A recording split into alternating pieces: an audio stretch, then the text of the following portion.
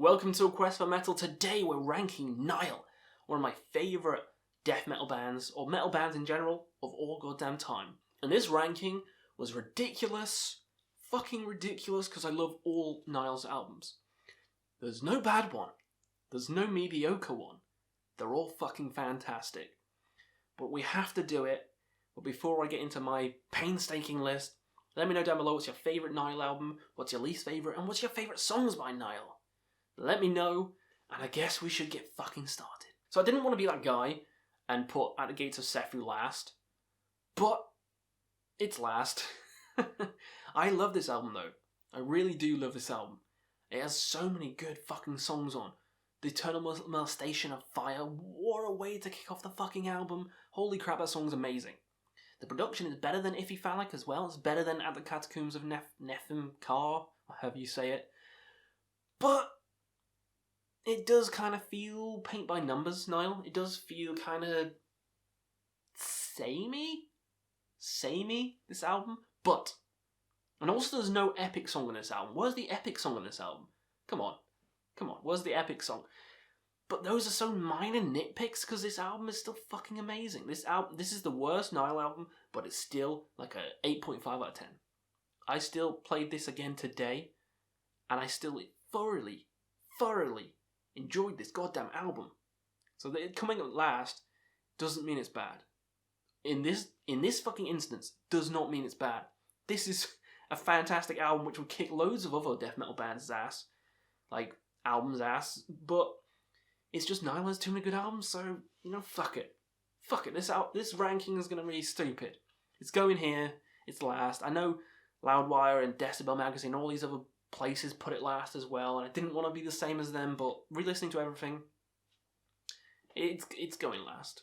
Second to last is Amongst the Catacombs, which is a classic, and it's heresy putting it this low. Ooh, I don't give a fuck.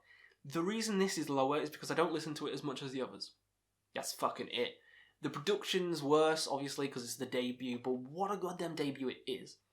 I mean, what a goddamn debut it is. It's furious, it's intense, it's crazy, but I have a preferred taste, and I prefer the mid-Nile stuff, the newer Nile stuff. The sound on those albums, so fucking crisp, clear, brutal. This is brutal, but it feels more like Cannibal Corpse's Butchered at Birth. 2mm Mutilated. It feels like that, which I'm more a fan of, like the Bleeding and Kill. So, similar thing here. Of course, this is a classic, but sound-wise, I prefer some of the others. But, oh my god, some of the songs on here, fucking intense. Oh my god, this album's still a classic, still amazing to this day, and it's, you know, it's great. It's a good album, man. It's a good album. So let's move on before I get burnt to death. So next up is Iffy Phallic. Holy crap, what an amazing name, what an amazing album cover, what an amazing fucking album. The only complaint I have with this album, which, the songs on this album make it a 10 out of 10. The sound design makes it a 9 out of 10. That's the only issue I have with this album, is the sound design. I mean, what happened with this one? I don't know what happened with this one. It just sounds weaker. What I found is if you turn the volume up really loud, you know, the album is amazing. But if you have it on a normal sound setting, it just sounds flat, weak. But you can hear how amazing the drumming is. You can hear how amazing all the riffs are and the cool Egyptian themes and styles. And the songwriting is fantastic. It's just the sound design, bit weak. And that's the only fucking thing I can say, because some of these songs, oh my god. As he creates, so he destroys. Of course, who can forget the song Papyrus containing the spell to preserve its possessor against attacks from he who is in the water. Who can forget that amazing title? The song is fucking fantastic though, and the epic on this song, one of the best Nile songs ever. The title track, Iffy Phallic, amazing. Nothing but praise for this album. Nothing but goddamn praise. I love it. Next up is Vile Nylotic Rites, an amazing album from last year. The only reason it's coming in middle of the list is because I haven't had as much time with this album as I have with some of the other albums. It might rise higher, but for the moment, it's coming in middle of the pack. But oh my god, it's still amazing as well. The Oxford Handbook of Savage Genocidal Warfare Aren't Nile so good at making song titles? I mean, goddamn. This song is fantastic. The title track, again, there's just so many good songs on this album, and the production is crisp and clear, everything's heavy as fuck, everything's interesting as hell. It's the new Nile that you know and love, and it's so goddamn good. So goddamn good. Middle of the pack, but it's still a flawless album, and I'm still gonna play it to fucking death. Just like the previous one, What Should Not Be Unearthed, even better in my opinion. And when it starts off to Call to Destruction, oh my god. Oh my god. It just blows your mind. Your eyes start melting, and you start, your head, flies off your neck because you're headbanging too much. Again, it's got that newer sound, that crisp sound, that evil sound. All these songs pound your ass into dust. Evil to cast out evil. In the name of Amun. This band's great. Can you tell that I really like this band? This band's fucking great, and this album's goddamn great as well. It's one you should 100% check out. And it's a newer album, so, go nuts on it. Go fucking nuts. Next up is Black Seeds of Vengeance, a massive step up from Amongst the Catacombs, and I love Amongst the Catacombs. It's still like an 8.5. This is a 9.5. It takes everything from that album and improves on it a million times. The production is still kind of raw, but it's way better. Production way better. Singing better, in my opinion. Songwriting better. Kind of grow into their own on this album. And a lot of people have this number one. I think it's a flawless album.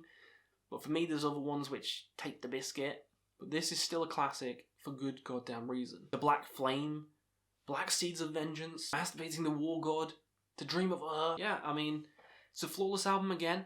It does have that kind of sound, which I'm not as big a fan of, but it's way better than Amongst the Catacombs. So, yeah. Fucking awesome. I agree with everyone who says it's amazing. But for me, there's that middle era. The fucking middle era. Let's get to that now. So next up is In the Darkest Shrines. And holy fuck. This album is another masterpiece. Another goddamn masterpiece. In the Darkest Shrines is too good, and the first song, The Blessed Dead, is one of the best first songs on any album fucking ever. How heavy is that song? How amazing and intense is that song? Sarcophagus is amazing. Of course, the 18-minute epic In the Darkest Shrines. The reason this isn't number fucking one is probably that epic. I really love all the other songs. This epic song is amazing as well, but some of the parts, I don't like that they split it on the digital version, which is why I'm like, why isn't it just one big song? They kind of split it on that version, which pisses me off. But some parts of it drag a little bit, that's it. That's the only criticism, is that the long song, some parts, a bit too atmospheric, less heavy, less technical death metal, more atmospheric, which, fuck it, it's fine. 9.5 out of 10. This album's awesome. Nitpicking, really nitpicking on this, but I love it, so it's coming in here. So next up is Annihilation of the Wicked. Yeah, but you thought these two would be 1 and 2, and so is Black Seeds, but no, personal taste and everything. This album's flawless, 10 out of 10.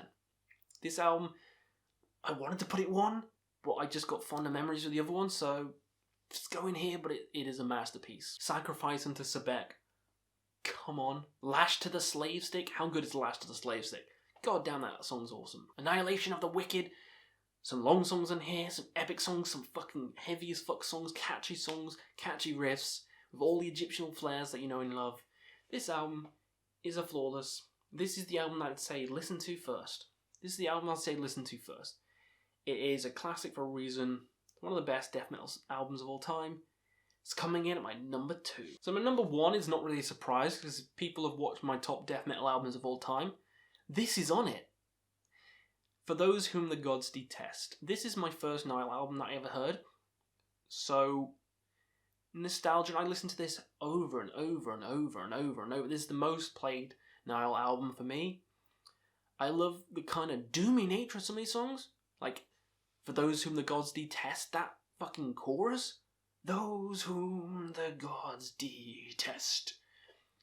Hitati Dung Incantation is one of my favourite songs of all goddamn time. The screaming, the brutality, Kafir is so fucking good. Fourth Aura of Dagon. This album, for me personally, is my favourite Nile album of all time. It's the first Nile album that I ever listened to, so got nostalgia. I love it from start to finish. I think it's a massive improvement on Iffy Phallic, and, well, not a massive improvement. All those are still amazing, but yeah, for me, this is just the fucking pinnacle. It's the best. I know I'm probably in the minority on this one. I don't fucking care. The differences between the albums are so minute. So goddamn minute. You could have any Nile album top, and I'd be like, you could have At the Gates of Sephi top, and I'd be like, I love that too. So that is my Nile ranking. This was hard to do. Let me know your rankings down below. And yeah, be fun to see what you guys picked. And we'll see you again on another Quest for Metal.